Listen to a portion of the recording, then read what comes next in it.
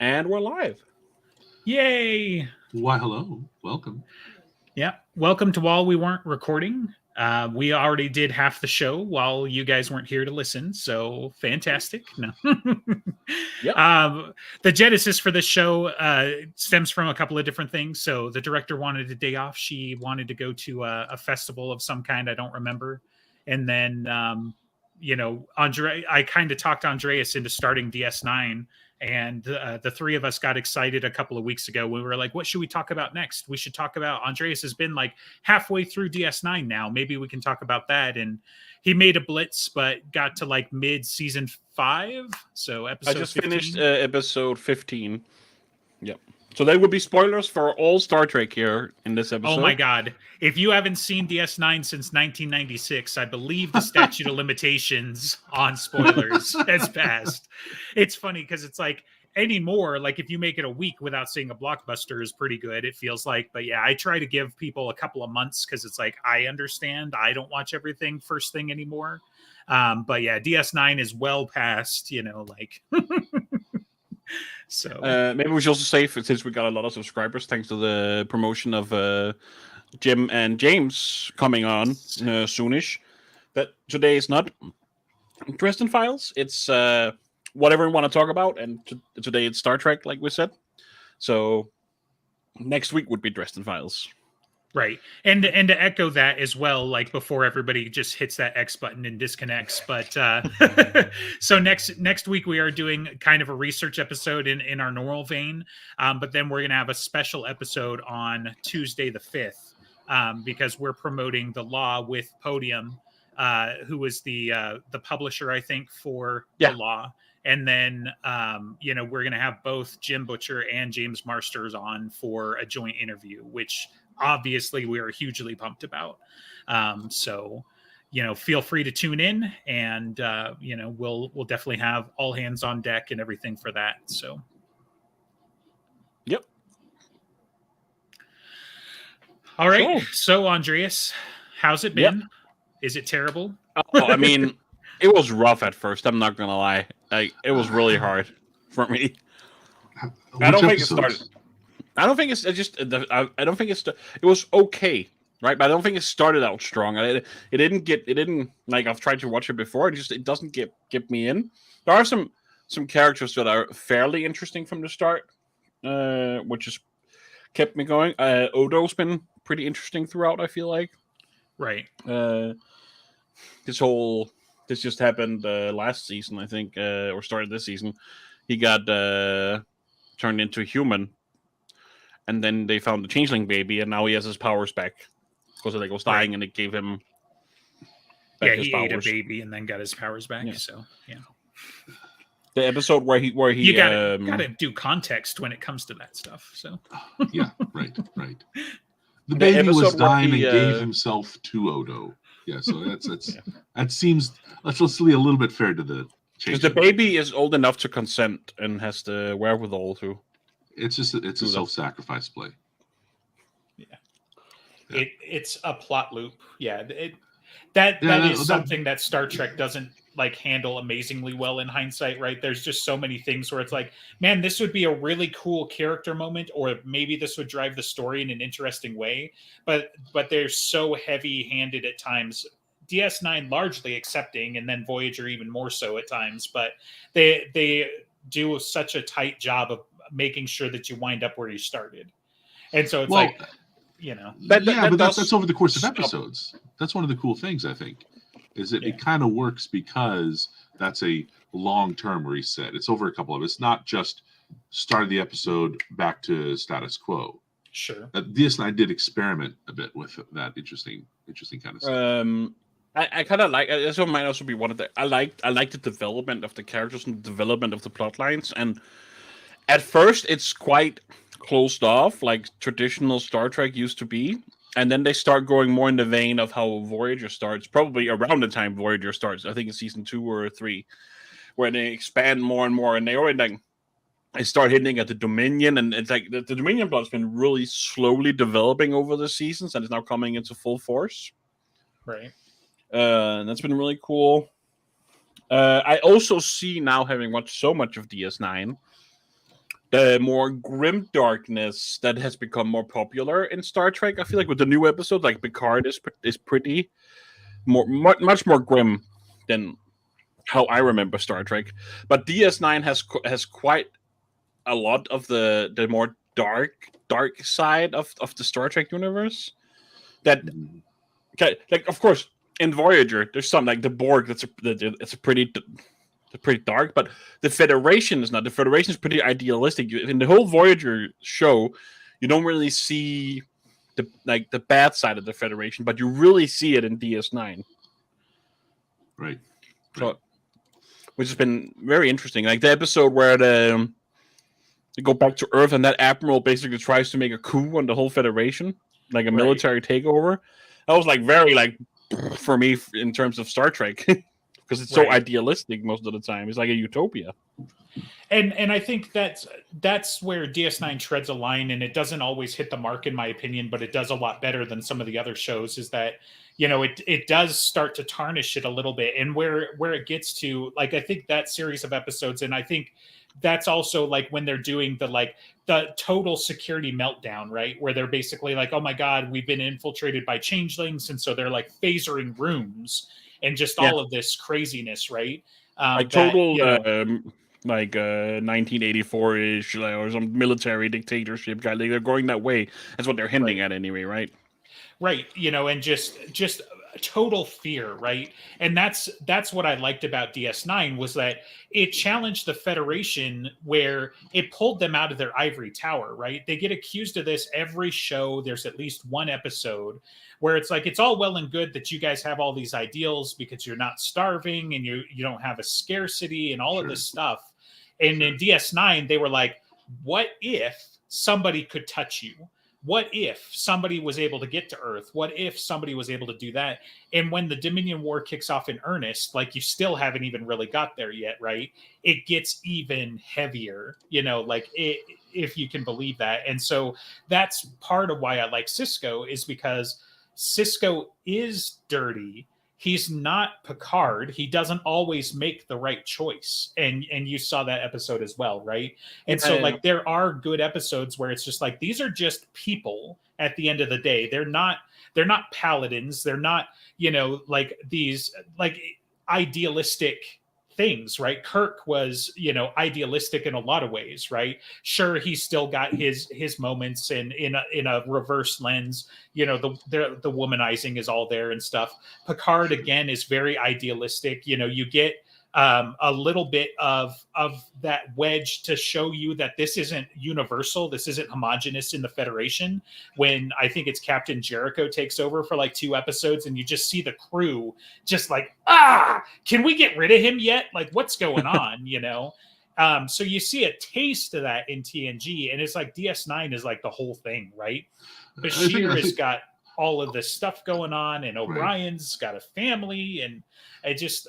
it's dirty, right? It's like, it's just not clean. It's just not like you cut the edges out perfect, right? You know, so I thought it was a very cool way to explain Kira's actress getting pregnant and moving the already plot baby over into somebody else. So that was like, well, we'll just do that. I do think there's an element where the elephant in the room here is that Roddenberry died, and TNG and DS9 were on at the same time. They overlapped a couple seasons, so Worf didn't show up until season 4. Well, yeah, season 4, episode 1.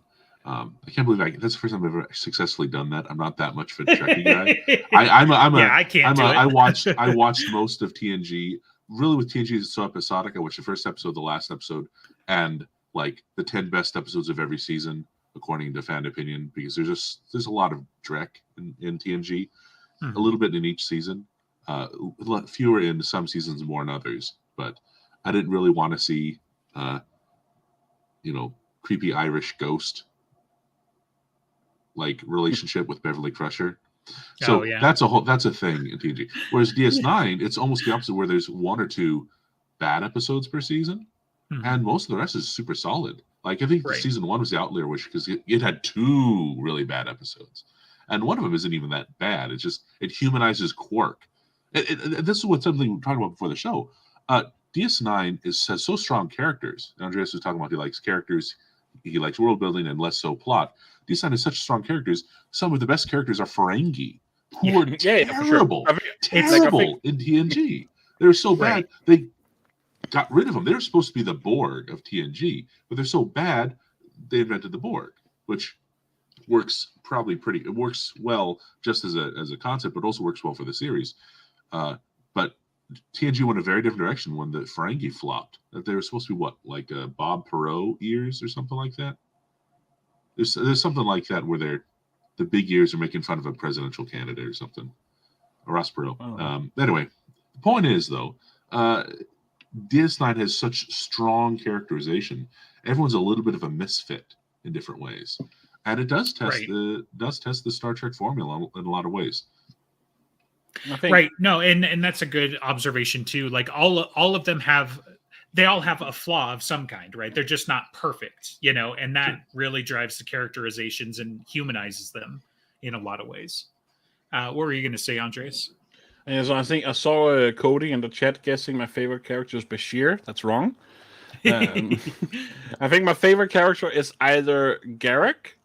He's certainly one of the most interesting characters, or Rom, because he's just so likable.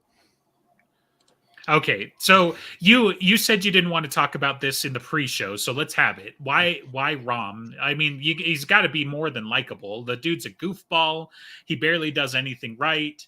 He's quite competent. He's just not a good Ferengi.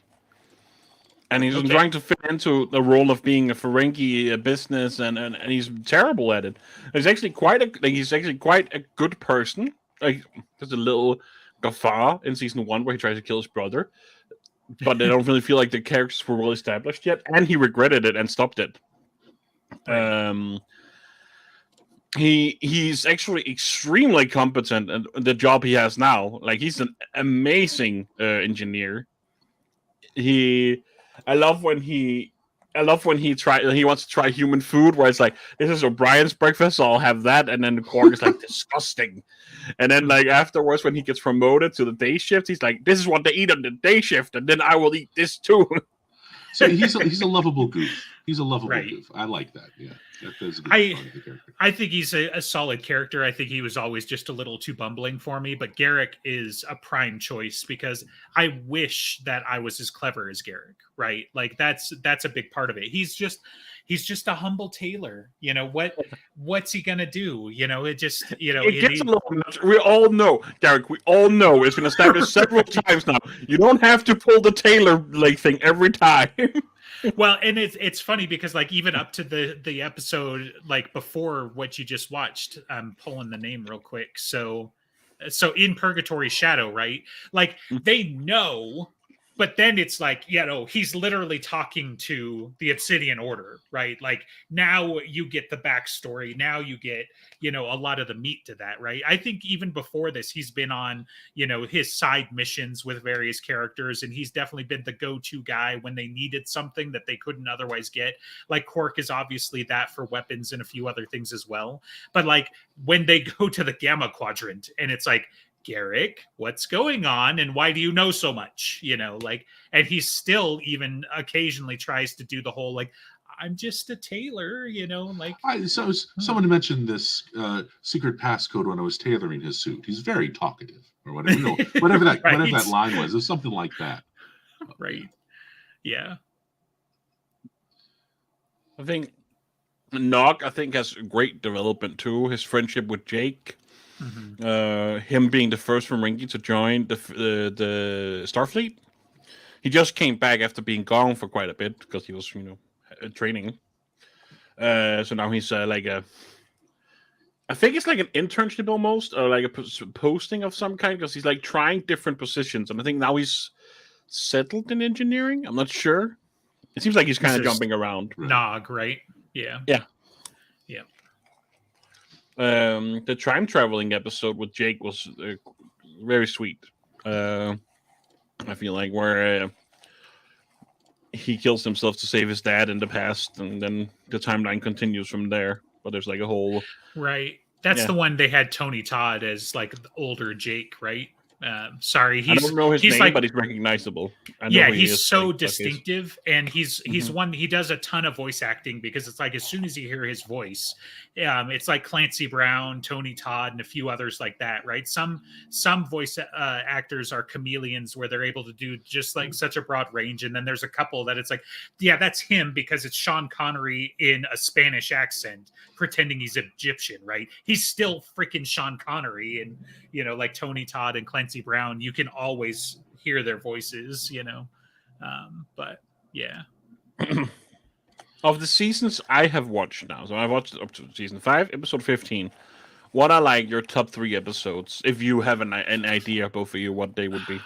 Well, yeah. Oh. So I go ahead, Ben, because what I was going to say is like I did look, and some of my top episodes are in season 6 still. So I think I don't know. I didn't look this up. If I were going to have to say there's a top episode for me, one of them has to be Duet. Right in the first season, I think it's like episode 19. Right? What is the plot in that one? I'm trying to remember. Duet is it's got Maritza in it. Do you remember the Maritza thing? Where there's the Cardassian. Oh, he's a war criminal. We've got him now. We've got the Cardassian war that criminal. One. Yeah. That one was pretty good. And it's just a phenomenal episode. I think another one would have to be. I think I have to choose one where O'Brien suffers, right? And of those, I think Hard Time is my favorite. Where he's is that the prison one? That was amazing. The prison one. Yeah. That's a hard one to watch. And I think for a comedy episode, my comedy episode's hasn't even shown up yet. Because there's a lot of surprisingly good comedy episodes in this show. I won't do a comedy episode. I'll do the super serious war episode. You said you saw the one where Jake was in the warpath. Yeah, that's probably my favorite episode so far. One of my favorites too. I would have said another war episode, but I don't know if you saw Nog in the war yet. No, I don't think he's that far. So. There's another one. Oh yeah, there's another one with a crew of ensigns, but I won't say more than that. There's a lot of really great shows on this, and I think, yeah, it's just a phenomenal. Yeah. Anyway, what do you think? What do you think, Justin? I'm going through them because like with DS9, I don't remember every episode, and some of the stories get muddled because of the arcs and stuff like that. So far I've picked up Little Green Men is fantastic for a comedy episode, right? And just this quirky little why is this even here? But they I think do a great job with it. That's the one where they go back to the 1940 something. They're the Roswell aliens, yeah. So which I mean, you put Ferengi big heads over Little Green Men, and it's just like that's not too far. The Homefront one and Paradise Lost, honestly, those are fantastic. That's the whole martial law, semi-coup thing going on. Those are great. House of Quark, a really good episode. Right, House of Quark is fantastic. There's just so House many. of Quark, which one's that? Quark gets married to a Klingon. Oh, yeah, that's a great. Yeah. What do you mean? What was that? That's the one where he has to beat up a Klingon. Yeah. Oh, the one where there's like a follow up on it where she comes to the station. He wants to court her. That one's really good too. Right. That's one of the benefits of the old school Star Trek attention to continuity. It's not just a fun thing for nerds to look at starship manuals. It creates a lot of interesting consequences with smart writers. One of the reasons I think that episode works is because Klingons had been so explored and even overdone a bit in TNG. If you watch all of TNG experiments a bit with arc storytelling with this big whole Klingon thing and the Duras sisters, and they even show up in one of the TNG movies. And I don't really like that stuff. I think it's overdone. But because they did that work, they can play with some of these codes of honor by juxtaposing them in the comedy episode with Quark. Right. There's another one that kind of came to mind that, like it just stood out to me because I thought it was such a great, like, hilarious final line. I'm trying to find what it is, but basically, like, they have an investigation because, like, O'Brien and a few of the others got killed in an accident, right? Sure. And I'm trying to find. Hopefully, it's not like later. I think it is early enough because there's hard time.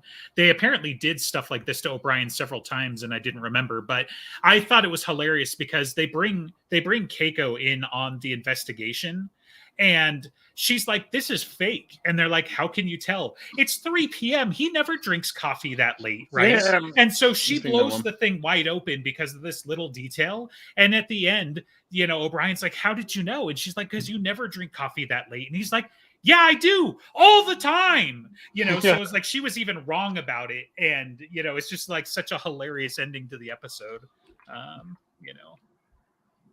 Oh yeah, another character I really like, but that's mostly just come for fun. Morin. Oh yeah. Yes. Have you seen the episode that kind of centers around him yet? No, Who he's just mourns always for been a Morin, right? side character, Isn't that- and he's Okay. never been allowed to say anything yet. But they always say he's Oh. so talkative too. So spoilers, he doesn't ever talk. Like, if there's a guy who says less than McAnally, this is the guy. Like, if McAnally and Morn were in the bar, it would be the most crazy party that nobody's ever said a single word, right? Because it's like you'll see him like leaving Quarks, and everybody's like laughing at the joke Morn just said, and he just kind of like stares at the actor and just leaves. And it's hilarious to me because they've also introduced the species in a couple of like behind the like background character stuff in like Discovery or Strange New Worlds or something, like one of the two shows. And it's just like you just see it, like, that's Morn, but it's like obviously his species, but they just have them in the background, and just one of those I fun missed little all that. things. I never saw that. Wow. Okay. Yeah. And it's like a running gag. There's been episodes where it's like you come into a conversation. I think it was Bashir or something. It's like, that's really interesting, Morn. We should catch up on that. Like, Morn has just been saying a lot of stuff, but we don't see it. Or so Morn gets asked something, and he's about to answer, and then it gets cut off or interrupted, or camera change. Right. And I'm looking at season 6, and I'm just like, you want to talk about good episodes? Rocks and Shoals is episode 2. Which one is that? So spoilers, obviously, Andreas, but the Defiant crew crash lands on the same planet with some Jem'Hadar. Oh, that's a phenomenal episode. Oh yeah. Right? Yeah. That's straight World War II, That's like gritty, brutal.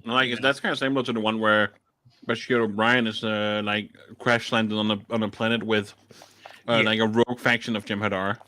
Right. Yeah. Common trope. This one gets a lot more into like the gritty war story, I think, if this is the one that I'm thinking about. Sacrifice of Angels has the best fleet combat in Star Trek, in my opinion. Like the Borg, Species 8472, anything. Wolf 359. The second battle, the battle of Sector 001, First Contact, I'm being a nerd, let me have it. But the battle over Earth is a close second to this. But Sacrifice of Angels is like the best ship-to-ship combat, in my opinion. Like, I had to go memorize the episode title when I watched it the second time, because it's like, this is what I remember, Let's see. Oh, sorry. Who Mourns for Morn is in season 6, so you'll get that. That sounds ominous. Yeah. In the Pale Moonlight is like the capstone of why Cisco is my favorite captain. It's a great Cisco and Garrick story, and I'll let your imagination go from there. Like I all but have his speech at the end of that episode memorized. Valiant is a fantastic episode. Like, there's just so many good ones, and I'm probably skipping over plenty that have great parts, because they really start to thread. Like, there are a series of episodes where like the war kicks off in earnest, and you just see what it's doing to Cisco, and you just see him bearing the weight of this, and you see all these little skirmishes and all of this other stuff, and the diplomacy and just everything else that's going on. which is why I'm like, holy shit, that doesn't happen until season 6 because to me that's a definitive part of DS9. Like we were talking earlier about how I didn't remember how slow the burn is on the Dominion. Like they drop their name as early as season 2. I think it's season 4 where they blow up the Odyssey, which is like, oh my god, they're not going to be nice anymore. And how do we talk to somebody like that when they kamikaze into a fleeing ship? Like that's antithetical to Federation doctrine, and then it's not until season 6 where the gloves actually come off. Like it's just now. What the episodes I just watched, they sent the fleet through the wormhole, like a giant Jem'Hadar fleet, and the Cardassians just joined the Dominion. Right. So like the lines have been drawn. Gul Dukat has chosen a side. He's been a very interesting character. He's been very back and forth, very gray and very complex, and it's been like a very nice, cool character. And I got a feeling like he's gonna go real dark now. Right.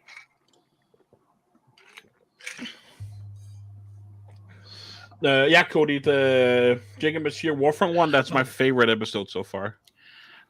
I knew I forgot one that I was looking for because you didn't like this one, and I was going to ask you about that. Was what's the one with crap? It's a Klingon episode where Jadzia joins up with the Warriors 3, basically, right? Right. Against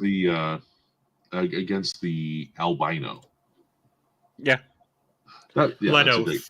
Blood Oath, season 2, episode 19. That was the only episode of this I saw as a kid. That and The Trouble with Tribbles, which is a wonderful fan service. Apparently, the story behind that is that Paramount had access to Forrest Gump technology and just used it in that episode.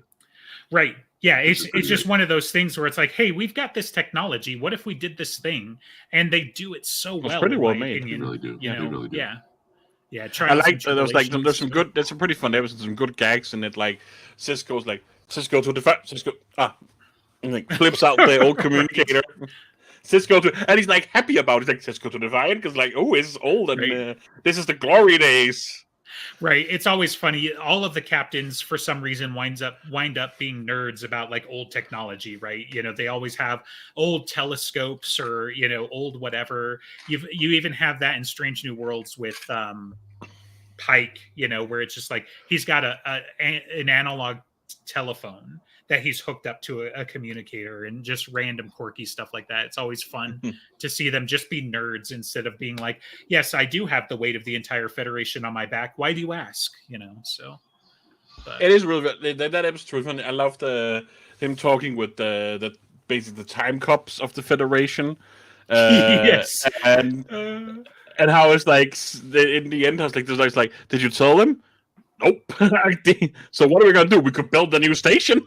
Because they've gotten some of those things back with them, right? Yeah, Cody, we're not talking about this. That's a different episode. So she's grown on me, but she's got to be one of the worst. I mean, when I'm watching, she's not even a captain yet. Yeah. So, spoiler alert. So she goes from literally being a traitor and starting a war with the Klingons to let's just kind of paper that over to more or less being in charge. So that is what I actually kind of soured on Discovery pretty early there. Yeah. It was the thing that sold me on. One thing that sold me was like, so we're following a second in command. That's going to be kind of interesting. And first episode was like, she's not a second in command anymore. She's a traitor, and then she get pulled in, and she's nobody. And right. was like, I thought we were going to follow a second in command. That would have been kind of cool. I haven't seen Discovery. It's rocky. Like the first few seasons, the first few episodes of season 1 are kind of rough, and then they kind of make like a 90-degree turn that was like, if you paid attention, I guess it was there the whole time. But that is really good. It's some of the best stuff that we've had. And then like season 2 is just kind of, whatever. They make her earn it if it makes you feel better, right? She doesn't just like magically, like it's a joke that I've had about Abrams' Star Trek movies, because it's like they do the same thing to Kirk in Into Darkness, I think, where they like bust him back to cadet, and then 5 minutes later they're like, "We've got nobody else, so you're a captain now." And I'm like, "Oh, because that's how rank just fucking works, right? Yep. Like now you're a cadet, now you're a captain because I like you, and there's nobody else for the job. We're just gonna flip the captain switch because that's what drama is." And then later he puts somebody in charge because they've got to go do their away team mission thing, and he's like, "And now you're a captain now too." Well, that's one of the. I think it's one of the great things with Deep Space Nine. There isn't a captain. The only captain who shows up in Deep Space Nine. Even Sisko isn't a captain. Yeah, Sisko's not a captain, right? He's commander at first, right? So he you becomes have, one, and that's earned. That's earned later, I think, when he does stuff, and you're cheering for the characters. Like, yeah, he's a captain. Whoa, he's got the Defiant. That's cool. There's the 2 Galaxy class captains who show up pretty much, and that's it, right? As far as actually. No, this is probably a lot of incidental captain. I'm kind of flabbergasted, but like I looked up how big the Trek fleet roughly is in Deep Space Nine. Right? How is no more ships assigned than the Defiant to the Gamma Quadrant wormhole space station? I feel like they've been outgunned quite a few times by tens to 50s of ships, and they have one. Right. There's a couple of episodes which explain there's other missions going on, and you hear about the aftermath after the characters go through their drama.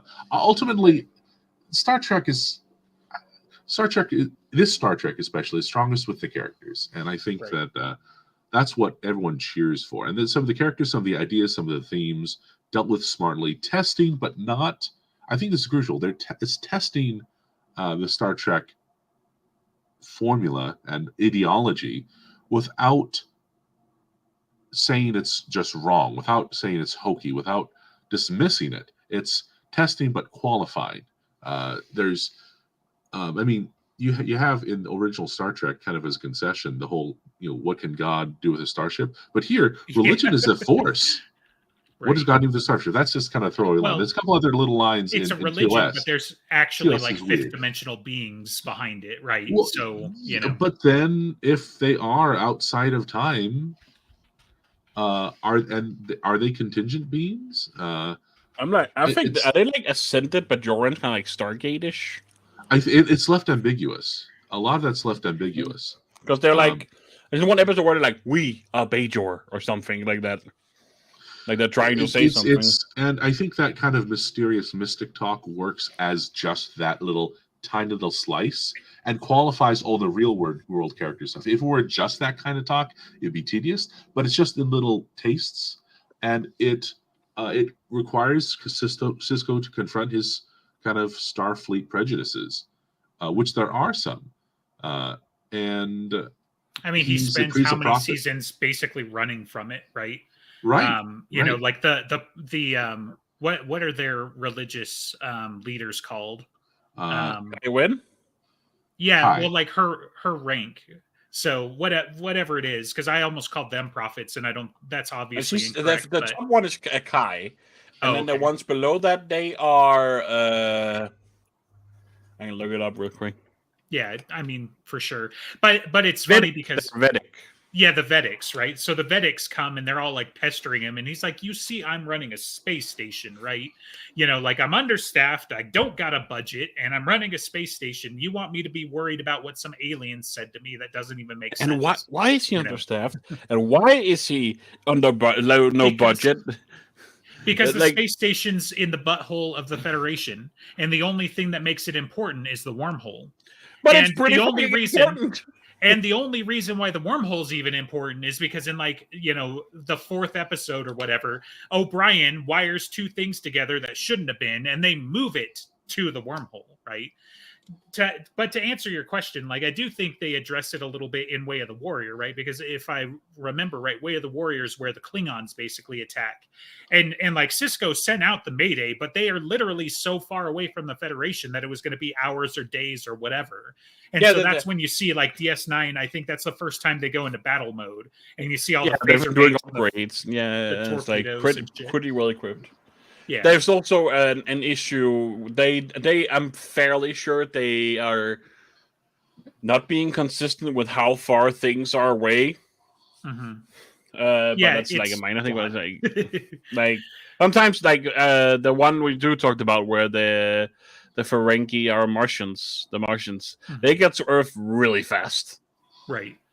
Uh, Well, Kronos and Earth are only a transporter away. So, if you ask Abrams, but no, some of that stuff is plot wavium, right? Like, and it's funny that you mention it because the older I've gotten, the more that's bugged me, but specifically about Star Wars, because in Star Wars, it's literally like scramble the fighters and then they do a scene wipe and then they're in battle.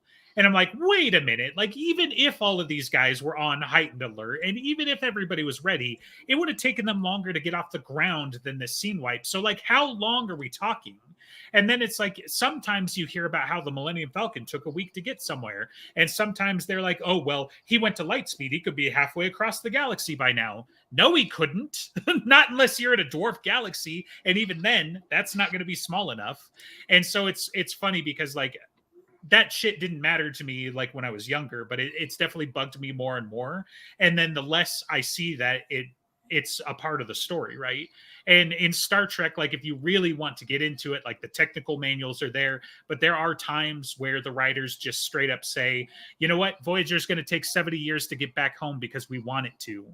And that's the premise of the show. And it's going to take 4 weeks for a fleet to get to Cisco. And I mean, part of that you could argue is the logistics of forming a fleet. The Federation doesn't just have a task force ready for an invasion.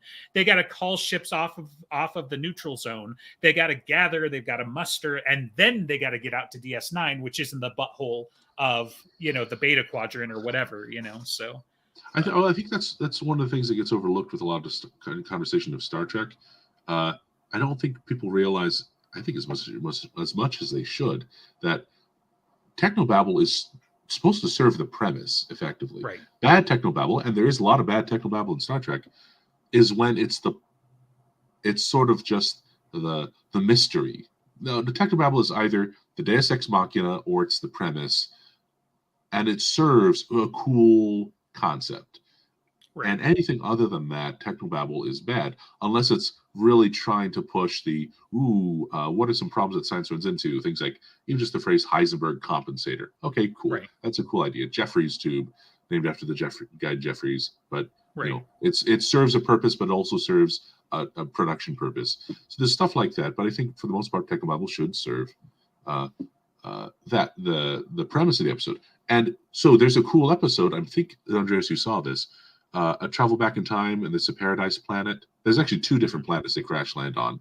One is where they travel forward in time, I think, and they meet their descendants. I haven't seen that one yet. Okay. Right. Well, there's another one where they land on a planet, and oh no, there's a field that prevents technology, and it's a commune run by a crazy lady. Yeah. Well, like she set it up like crazy lady. Yeah. So that kind of stuff super works, and I'm okay with the technobabble. And even if that works a little bit as a mystery there, because it's really about that character conflict. Right. Well, and Star Trek also has a thing like, so I'm an ultra nerd, if you guys have not gathered. So I was involved in a stint with some like-minded people where we were doing a Star Trek role-playing game, right? And we've been steeped in Star Trek since my childhood, right? So, we know all of this stuff on one level or another.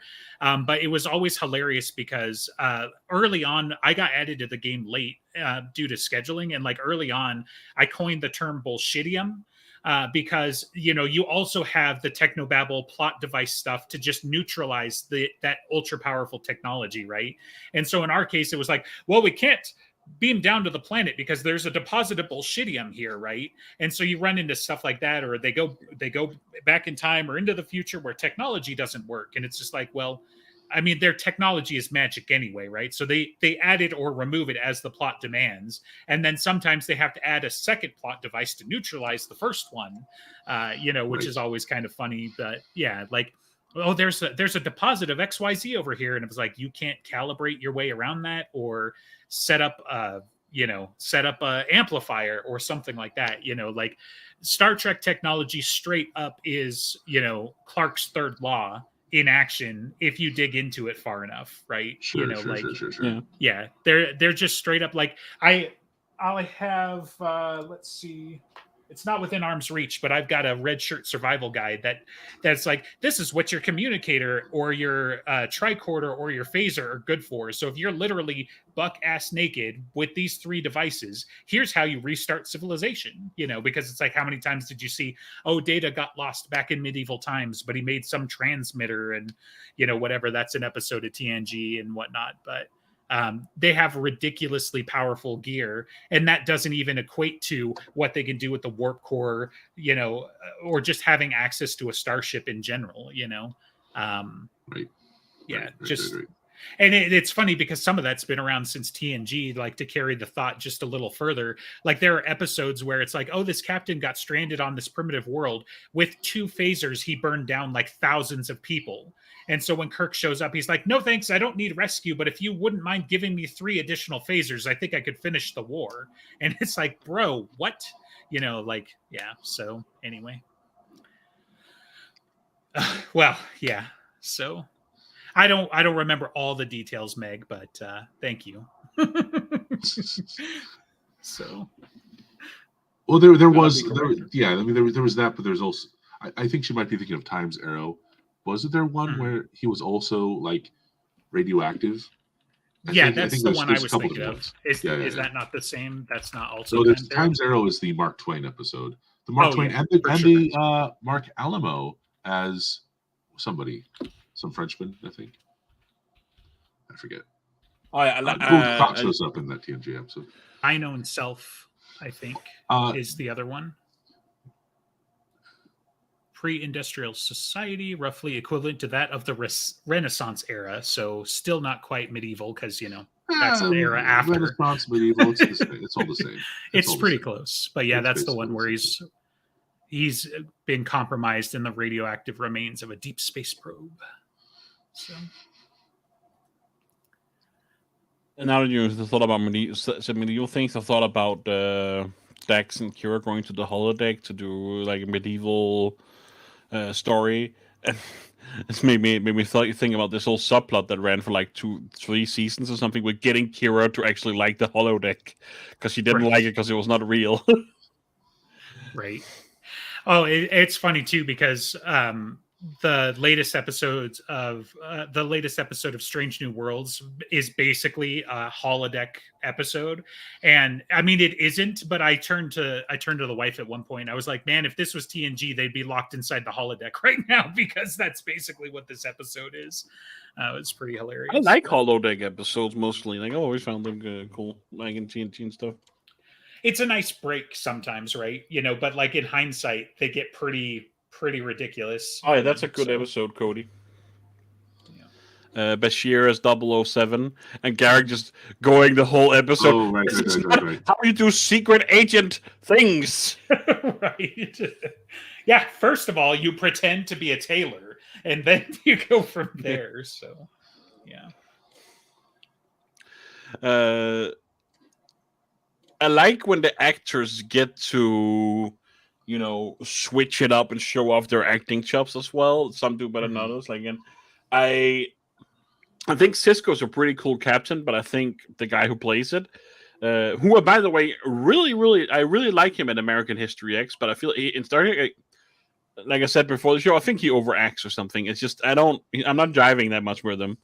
I like almost every other character more, mostly because I don't particularly like the actor's portrayal that much.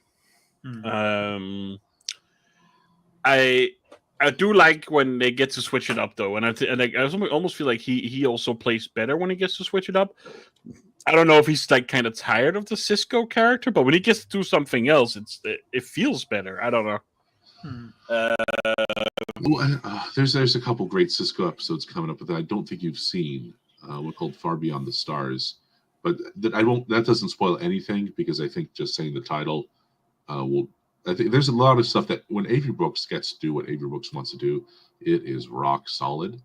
And I don't think it's overdone. I think it's when it was early on when he chooses the scenery and it doesn't work. I think there's a lot of times when he chooses scenery and it does work, like when he does the whole what am I thinking of?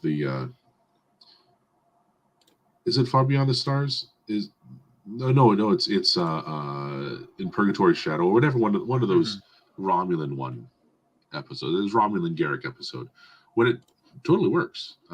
And you might be thinking in the Pale Moonlight then. In the Pale Moonlight, that's like, what I'm thinking that's of. the one where his speech is. That's right? what I'm So, thinking of. Yeah, that's yeah, one. yeah. So that famous speech becomes a meme. So anyway. Yeah. I mean, it's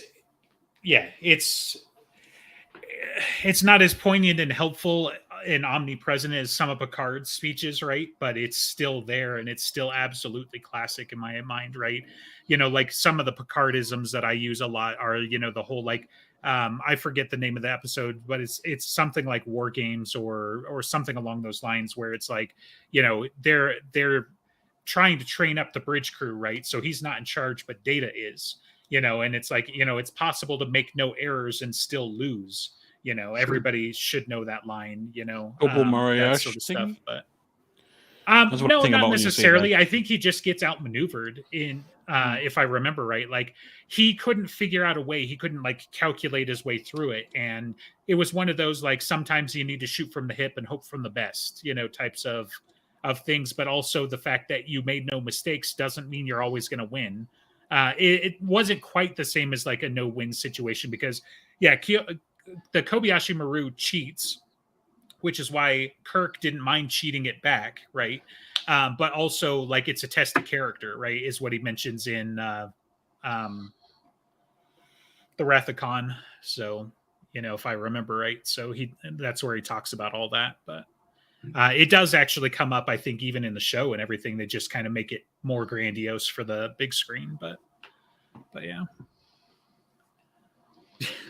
Wait, if he's William Holden, like, you know, there's a little bit of Expanse crossover that I need to reinvestigate there, Cody. So I don't know.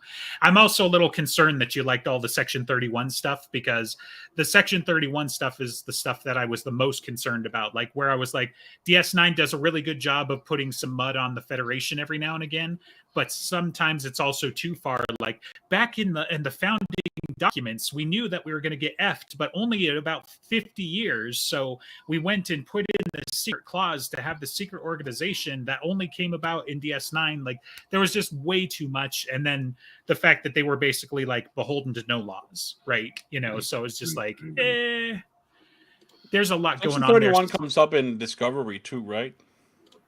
Yes. It was invented, I think, by with the black but then it just they just go crazy with it in later Star Trek. Yeah. So yeah, I understand, though I don't agree with. I understand when like hardcore Trek fans say DS9 ruined Star Trek, because although it's a lot of things that make it great are a lot of things that get ruined or like overused or overdone, and it's not subtle. Like with because we have DS9, we also have Star Trek Into Darkness, which is. I will say, like, if you think about it, DS9 is where, like, this is definitely I think it. Sorry, go ahead. I'll explain why, but yeah. DS9 is where it really like the Star Trek I think of before DS9. It's way more utopian, right? Like both TNG and even in Voyager. In Voyager, it's like, where like they got the back against the wall, they're alone and all that, but they still live up to the Federation ideals. They could have taken shortcuts. They could have taken stuff from other people to get home faster, but they don't. They stick to the Federation ideals. And DS9 is where they really go way more human and dark with the Federation. And I can see why people might not like that, because they like the utopian Trek universe. Well, and with Voyager, like Equinox being, of course, the exact episode you would want to watch if you were interested in that concept, right? You know, they run into yet another even smaller, less capable Federation ship that, you know, that was stranded longer than they have been. And, you know, you see the desperation involved there. And Janeway just flat out saying, like, yes, I probably would sacrifice my entire crew rather than give up my ideals, you know, types of situation. Yeah. But I mean, Voyager had tons of problems, don't get me wrong. And there's obviously like some of the worst episodes, like Threshold, you know, comes to mind in Star Trek, right?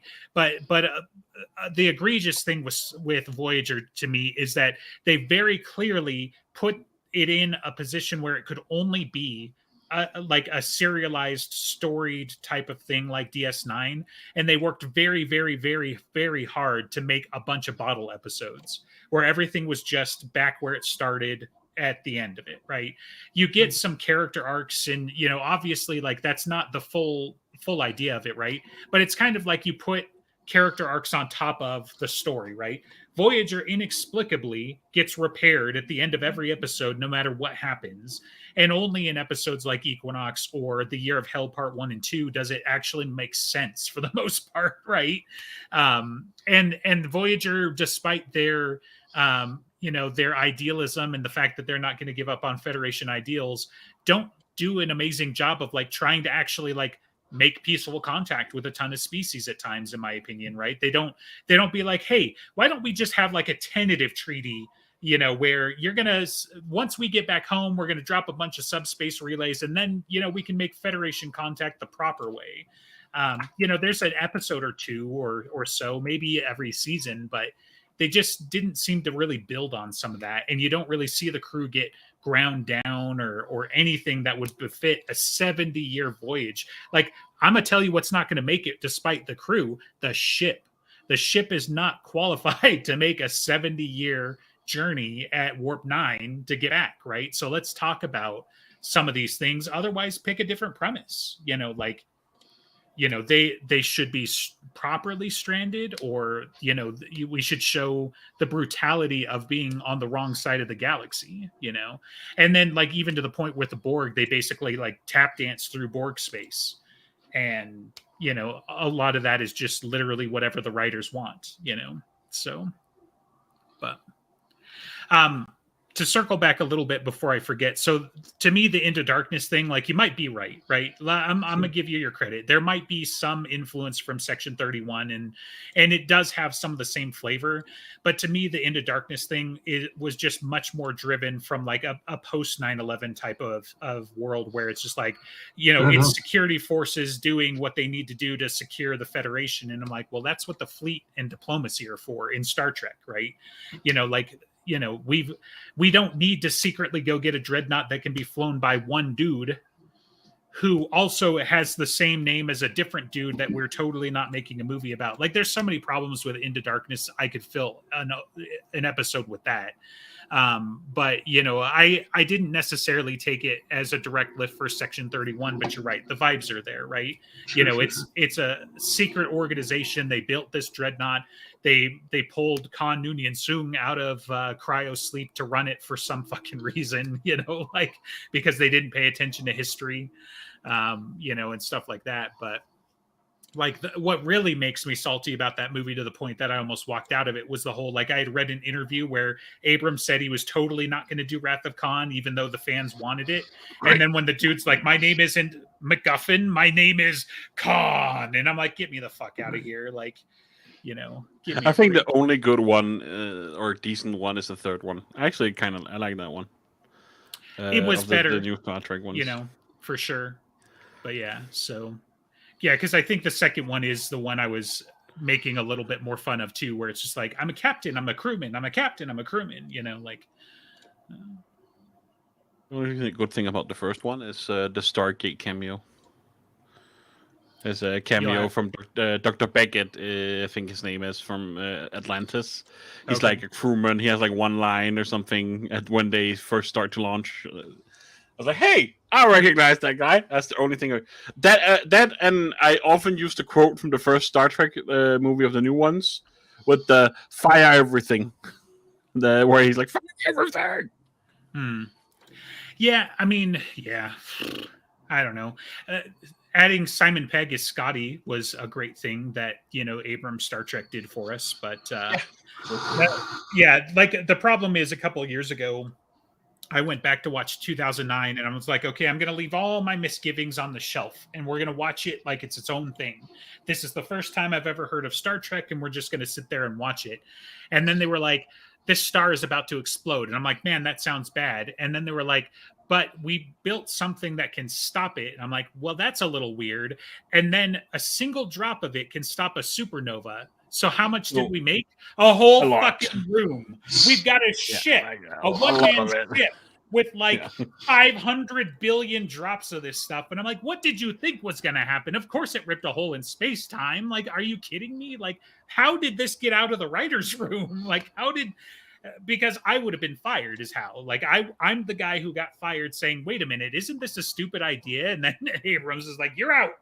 You know, You know, you've seen this meme, Oh, right? yeah. Where they're sitting around a board table and like, okay, we need to do something about X, and then like one idea, the actual reasonable idea gets thrown out the window. That's I'm that what guy. I'm So yeah, and I mean I read an article that had rumors, so I mean take it with a grain of salt that he was that kind of aggressive anyway. Like one of the lines that stuck with me was you know, like one of his set builders, like, so supposedly he didn't want anybody who knew anything about Star Trek on the set, right? Like involved with the production. And one of his set builders, you know, he was like, hey, we need to make the room XYZ dimensions. And he's like, actually, that'd be too big because the ship XYZ. And it was like, you're out, you know, get this guy out of here. He knows too much or whatever. But it was probably like Gizmodo or something, to be honest. So, like I said, grain of salt. But some of that stuff stuck with me. And, you know, it was also a similar kind of source where I read, you know, he's straight. The two things that really pissed me off about him, despite the fact that I just kind of don't like his movies in general, were the whole like him straight up saying he wasn't going to do anything with Wrath of Khan, even though he pretty much obviously riffed on that whole thing. And then him saying that he couldn't possibly direct a Star Wars movie. It wouldn't be fair because he's already doing Star Trek. And it's just like, okay, well, It's Sundari. It's Sundari. He just, I couldn't. One of- he right. he threw out a One of the really big check. redemptions- One of the Right. redemptions I'll give Darkness. I think Cumberbatch killed it as Khan. I thought he was really good. Oh, sure. I mean, I'm he's not one of down my with that. favorite actors, period. I don't Yeah. blame him for the writing. So, or the direction even. Anyway, so Yeah. it's yeah. it's a different era of Trek now. I think the 90s and really it's TNG DS9 for me that's the real sweet spot. I never really got into Voyager. Forget Voyager, Ben. I The know best one. this Voyager has a very vocal supporters, and I don't want to trash Voyager. I just Yeah, you better not. it always seemed a little bit more on the side of Star Trek, which is played to a lot of Star Trek's weaknesses more than its what I see as its strengths. It's episodic storytelling with good acting, generally good writing. But with something like Voyager, I would have wanted to stick to the premise, and I know that's explicitly not what the producers wanted out of Voyager. They wanted to get away from arc storytelling, Right. and Yes. That's why it's I great. No. I mean, Voyager Voyager but is it's not Voyager's, another TNG. It's not a second Right. TNG. It's still kind of close-ish. You know, they it tried to hit upgrade the reset button, but then it kept modernize bringing it, back. but It hit the reset button, but it brought back a lot of the same aliens over and over and over again. right. Oh my god, So- that's the one so thing it's- that's really bad about So it should have Discovery. hit the, if it hit the reset, it should have hit the reset button hard, but it didn't. It sort of like tapped it. I didn't quite Right. depress it all the way, so it's a bit Yeah. glitchy. Some of Voyager's, so like it's weird because Voyager isn't like a monolith, right? It's not an atomic kind of thing. Some really great episodes of Voyager are when you just ignore the fact that they're stuck in the Delta Quadrant and that they're doing stuff that you could totally see them handling in TNG or DS9 or whatever, where it's like, oh man, we made first contact with this alien race and they're just kind of jerks. Or it turns out, you know, Tuvok was a secret spy and we've got to deal with all of that. And how can we trust him and who whatever else, right? But then you get stuff like The Year of Hell Part 1 and 2, which are like absolutely the best two episodes of Voyager, in my opinion, with number 3 being Equinox, which is like, hey, remember that premise that we started with a couple of years ago? What if we went all in on it, but only for like 3 episodes? You know, and so you get some really fantastic drama and you get some really cool concepts, and you really get to see Voyager get its teeth pushed in. And then, you know, the next episode is just like, well, nothing happened. And I mean, Year of Hell somewhat makes sense because it's a temporal anomaly and whatever, but you know, like the Kazon run off with the ship. that's kind of a problem, like that could have torpedoed the show, but because they didn't want to just follow that through and make all these episodes and whatever, instead of having the first Federation colony in the Delta Quadrant, they somehow get the ship back. Okay, I'm gonna put this one out here under close. Voyager has the best character development of any Star Trek show. I disagree, but okay. Specifically the Doctor. Okay, fine. Him and Seven especially, sure, but I'd have to meditate on that more before I will say I like how much of the character building in this era of Star Trek has to do with cold opens, right? So I think a lot of them do a lot of it fairly well, surprisingly. Besides Riker, I think Riker and TNG just becomes kind of the explain things for the audience guy, but or like I don't understand. Could he explain for the audience? So I think besides Riker, I think his character kind of ends. I agree with Fred Lettermedia that his character kind of stops growing at about Best of Both Worlds. That's his last great episode. Is Best of Both Worlds Part 1. Who is this? Riker. Oh wow, that's a hot take. Yeah, that's. I see it though. I see the argument. I'm going to fight you, but I'm going to let it go this time. I'm going to pick my battles. I think that the character building in these shows tends to be in those little moments that aren't plot, right? The first 5 minutes of every episode, maybe it's tied up at the very end, and you have character interaction, and then emergency crisis happens, and then the plot of the episode starts. So I think a lot of these shows do a lot of that very well. So I'm not disagreeing with you, Andres.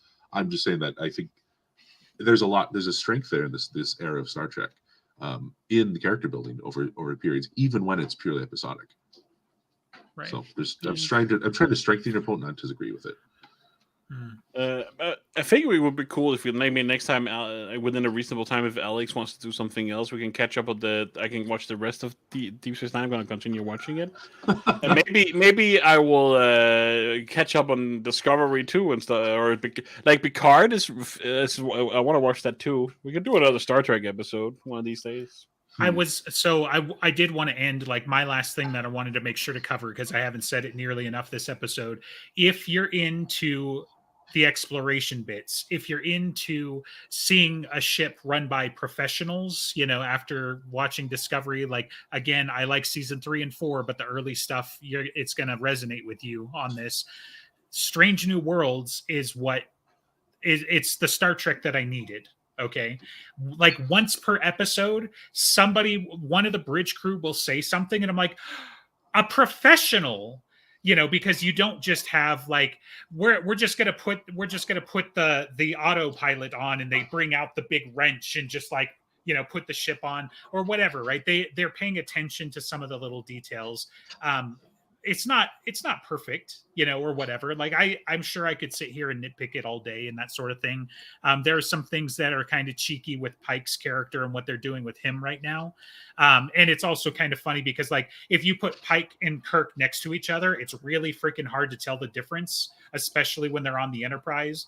There are some things they're doing with like Nurse Chapel's character to make her actually a person, which is kind of funny because like you have to keep in mind that a lot of the shit is happening on the literal same Enterprise, and in about 6 months to 5 years when Kirk takes it over, apparently he's just going to run it into the ground because it's a prequel, right? Because all of the Kirk stuff is canon. Oh no, Spock's in danger, I hope he makes it, stuff like that, right? But at least once an episode, I'm like, this is what a bridge crew is supposed to look like.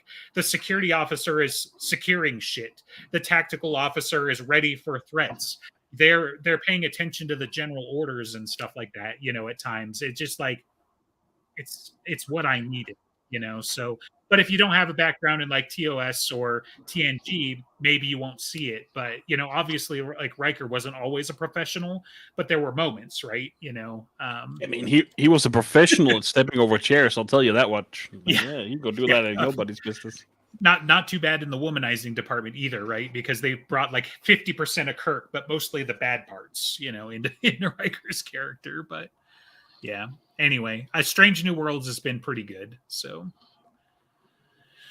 and do you need to finish season 2 of Discovery? I assume you. I wouldn't say so. Like, not that I wouldn't do it. I mean, I think so like you'll get some nuggets out of knowing that Enterprise was involved with Discovery, but they basically whisper it because, spoiler alert, basically what happens is that what happens to Discovery at the end of season 2 basically gets completely expunged from Federation database, right? And so it's just like, okay, that's not how I would expect the Federation to handle that, but whatever, right?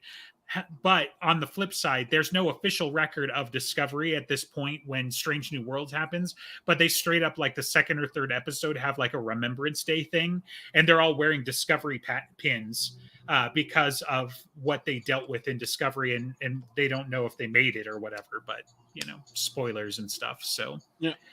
So they acknowledge it, and it's it is a spin-off, but Strange New Worlds gets back to original Trek in my mind. Like, it very much goes back. There are some calls and some things that I don't do like. They stick with, do they stick with the strength of modern TV? Like, it's not episodic. It's like Voyager.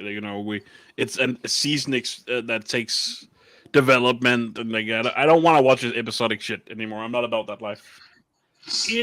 So the stories are fairly episodic, but the characters, like, there is an arc for one character that mostly just got wrapped up, and we're like 5 or 6 episodes in, and like the characters are aware of it, right? It's not like, because the problem with TNG is just straight up like, hey, remember that time last week where you got sucked into the void and almost died, and then you're like, nope, I don't know what you're talking about. And then you go on and do the rest of the story. Like, that's what TNG did, right?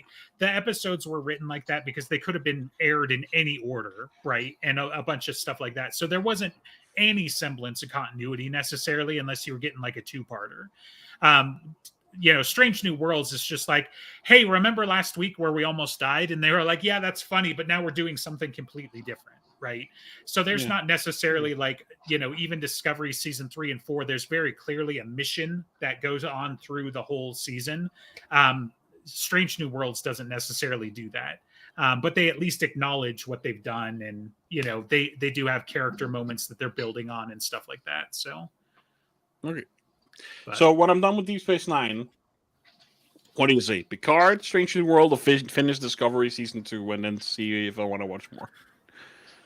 I would probably have to rewatch all of season 2. I wouldn't do Picard. That I would say for sure. Picard, I feel like you would need to do a chunk of TNG, because I think that's what a lot of Picard is kind of there for. Is it's his name on the marquee, so it's going to be about his character, right? It's tough to tell you to finish Discovery season 2 without, like, it might be a good idea. I didn't love the story, and season 3 and 4 is better, right? Strange New Worlds is great, and I don't think you're going to lose anything by just jumping into it. The challenge there is, like, I acknowledge that maybe my love of the show is because I have a background in the original series and TNG and stuff like that, But I do think it's a fantastic show, Yeah. Okay. Cody says finish Discovery, so. Okay. Season 3, if it helps, I think I've mentioned, introduces one of my favorite characters in Discovery, and it's Admiral Vance, played by Oded Fehr, who's the Magi from The Mummy. He's like one of my all-time favorite actors and just characters, and he's the exact right admiral. Because he's once again the guy is like, look, I wasn't always an admiral, but I am today, and that means that you do what I say, types of stuff. And it's pretty good stuff in my opinion. Yeah, so. I mean, Cody, I usually finish what I start too, but it's like the entertainment has to be entertaining. I'm not gonna force myself to suffer through things when I find it dull just because it's part of X franchise that I used to like, or like that's not happening. That's a smart way to do it. I think there's a lot of this, a lot of fan servicey stuff that doesn't get the entertainment value right. If it's not good enough that it could pull in a non-fan, it's probably not good enough to watch, right? That goes with a lot of things. I think you could even make the argument about even something like Tolkien and the Silmarillion. If you're not in the mood for, grand, epic, if you wouldn't read Beowulf or something, if you wouldn't read literally the Bible. Like that's what you're getting out the Silmarillion. Right. It's like the You Exodus need- story next to that's what You if need the you lore don't building. read it because you like The Hobbit, right? Right. Don't read it because you like The Lord of the Rings. These things should be able to stand on their own. And I think Deep Space Nine really stands on its own. You don't need to be a Trek guy to. That could be your first Trek, and you could love it, and you could watch the rest of it. It's like, what are they doing? It's not what I like. You can watch Voyager, and enjoy it. Voyager. I'm not that guy, but there are people like that. So Right. I think this is all. I think this is one of the strengths of Deep Space Nine is that it's one of those shows that doesn't stand just on fan service. You can watch Trials and Tribulations, but that's not what makes DS9 great. Right. You just have to be aware of politics and religion in your own world. That's all you need. Well, definitely check out some more Trek. It is my favorite second favorite Star franchise. The first one being Stargate. Someday maybe we should rewatch a lot of that. I mean, I remember loving most of the early SG-1, and then once they got through the third set of universe-ending aliens, it was like, okay, this is getting a little long. But they did some interesting things with the technology and the world building from there. And then I didn't stick with Atlantis very far because it just didn't hook me as much. Atlantis would have been fine if it had an ending. Right. It is fine, and it was gonna have an ending, and I'm still pissed about that because they did this SG-1 ending movies. They were gonna do the Atlantis ending movie, and then like the place went bankrupt. The lead guy from Atlantis like, I'll fucking buy the rights to do it. He had the deal in his hand, and then he got Kuiper. I'm so pissed about it. I'm so mad. Yeah, it sounds like you'll have to let us know at some other time. So. Yeah.